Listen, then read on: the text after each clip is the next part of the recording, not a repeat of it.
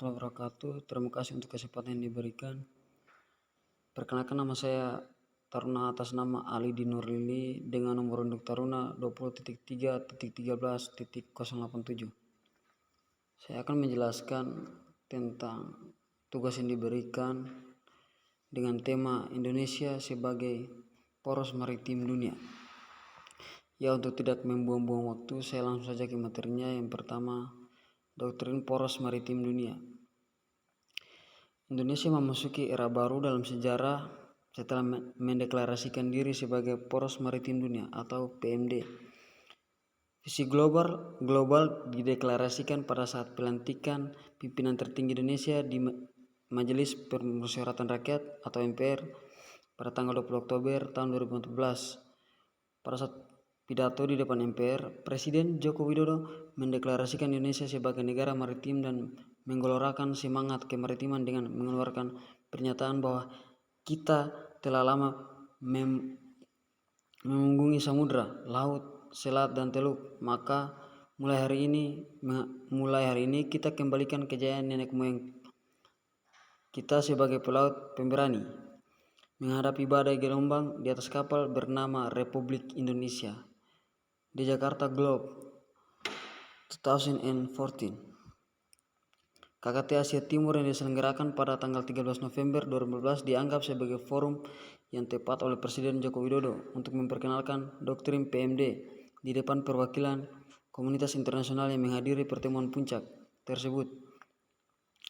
Pasal 1 Peraturan Presiden menyebutkan bahwa poros maritim dunia adalah suatu visi Indonesia untuk menjadikan sebuah negara maritim yang berdaulat, maju, mandiri, kuat, serta mampu memberikan kontribusi positif bagi keamanan dan perdamaian kawasan dan dunia sesuai dengan kepentingan nasional.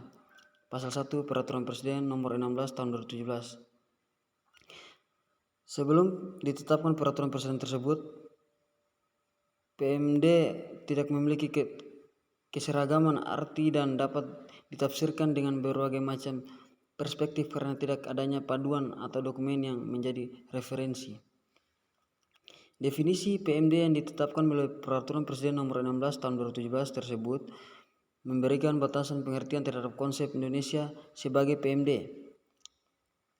Secara garis besar, doktrin PMD terdiri dari 5 pilar utama, yaitu dalam kurung Witular 2014. Yang pertama, pembangunan kembali budidaya maritim Indonesia. Yang kedua, komitmen menjaga dan mengelola sumber daya laut dengan fokus membangun kedaulatan pangan laut melalui pengembangan industri perikanan dengan menempatkan nelayan sebagai pilar utama. Yang ketiga, komitmen mendorong pembangunan infrastruktur dan konektivitas maritim dengan membangun tol laut, pelabuhan laut, logistik dan distribusi perkapalan serta pariwisata maritim.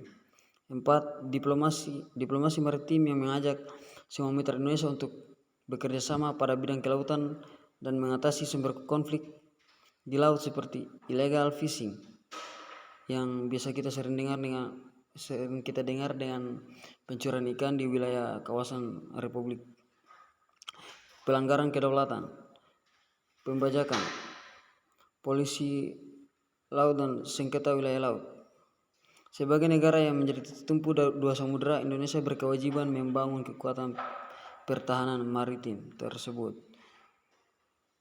Ya, kita ke materi poin kedua, yaitu posisi silang dan arsitektur geopolitik Indonesia. Sebagai sebuah negara kepulauan, Indonesia memiliki posisi strategis di kawasan Asia karena terletak di antara dua benua, yaitu Asia dan Australia, serta dikelilingi oleh dua samudera, yaitu Samudra Hindia sampai dengan Samudra Pasifik. Kekayaan sumber daya alam Indonesia sangat melimpah.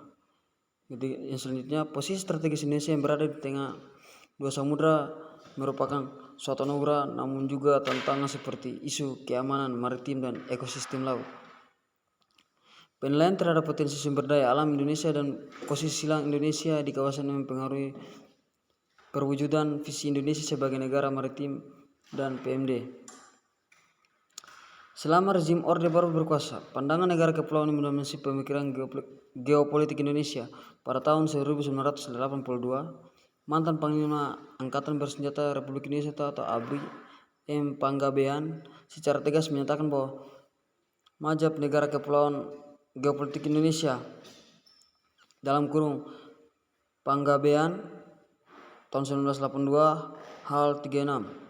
Status Indonesia sebagai negara kepulauan pasca berlakunya Law of the Sea Convention atau LOSC pada tahun 1985 mempengaruhi kepercayaan diri Indonesia sebagai negara maritim.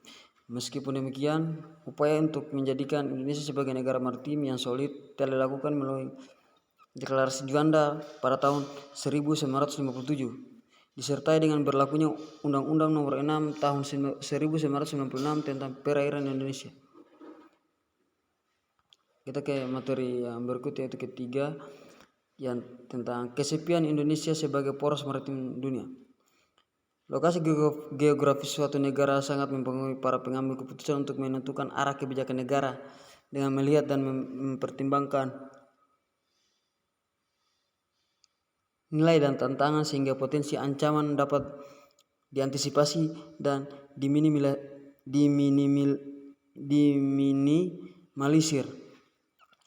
Lokasi strategis Indonesia yang berada di perselingan antara dua samudra Hindia dan perselingan antara Samudra Hindia dan Pasifik serta benua Asia dan Australia memberikan gambaran pada saat melakukan penilaian tentang arsitektur geopologi Indonesia dalam kurung Laksamana tahun 2011. Itu yang keempat.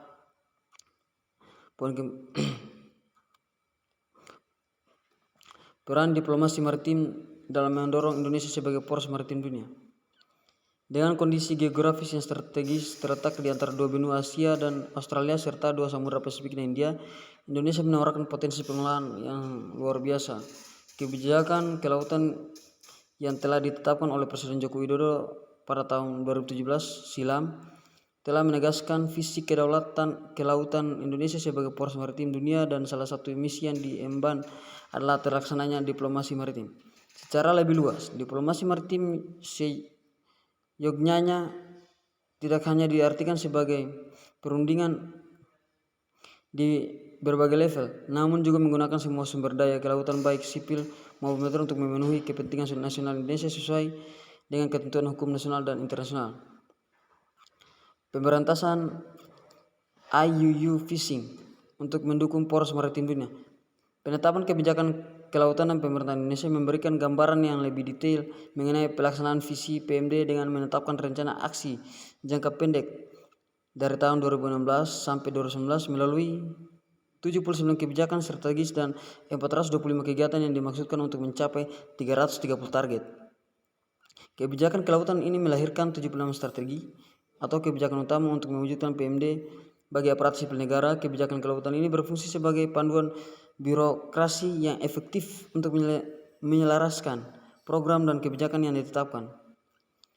Secara umum, kebijakan kelautan Indonesia terdiri dari 5 kelompok, yaitu menurut Anwar tahun 2018. Yang pertama, perbatasan maritim, ruang laut dan diplomasi maritim. Yang kedua, industri maritim dan konektivitas laut. Yang ketiga, jasa dan industri sumber daya laut dan pengelolaan lingkungan laut. Keempat, pertahanan dan keamanan laut. Yang kelima, budaya maritim. Kelompok keempat terdiri dari 3 program utama, yaitu pertahanan laut, keamanan laut, dan illegal, unreported and unregulated fishing. Secara lebih detail, kelompok ini terdiri dari 7 program prioritas, yaitu yang pertama, 1. Pembangunan pertahanan keamanan laut yang tangguh. 2. Pembangunan karakter bangsa yang berorientasi kelautan dalam upaya bela negara. 3. Peningkatan kemampuan dan kinerja pertahanan dan keamanan secara terpadu di seluruh wilayah perairan dan yurisdiksi serta luar wilayah yurisdiksi sesuai hukum internasional. Keempat, peningkatan peran aktif Indonesia dalam kerjasama pertahanan dan keamanan laut baik di tingkat regional dan internasional. 5. Penegakan kedaulatan dan hukum di wilayah perairan dan wilayah yurisdiksi. 6. Optimalisasi sistem komando, kendali, komunikasi, komputerisasi, intelijen, pengawasan, dan pengintaian. Yang terakhir 7, pemberantasan kejahatan perikanan. Demikian hasil paparan yang dapat saya sampaikan. Kurang dan lebihnya mohon maaf apabila ada kesalahan. Saya rasa cukup demikian. Terima kasih atas partisipasinya semua. Terima kasih. Assalamualaikum warahmatullahi wabarakatuh.